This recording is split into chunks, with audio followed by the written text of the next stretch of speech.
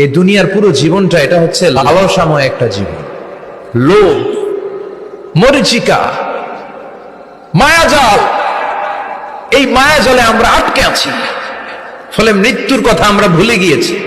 পাগলের মতো ছুটছি, আরো টাকা লাগবে, আরো খ্যাতি লাগবে, আরো যশ লাগবে, আরো দাপট লাগবে। আমার এত টাকা দিয়ে কি হবে?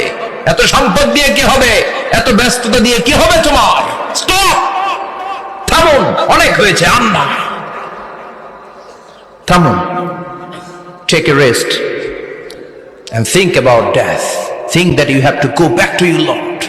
একটু বসেন না, একটু ভাবেন যে আমাকে চলে যেতে হবে, চলে যেতে হবে। এই কোলাহল, এই ব্যস্ততা, এগুলো থাকবে, থাকবো না আমি।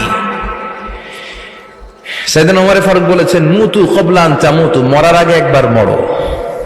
হাসিবু ক্বাবলা আন তুহাসাবু আলাইকুম, তোমার হিসাব নেওয়ার আগে তুমি একবার নিজের হিসাবটা করো না।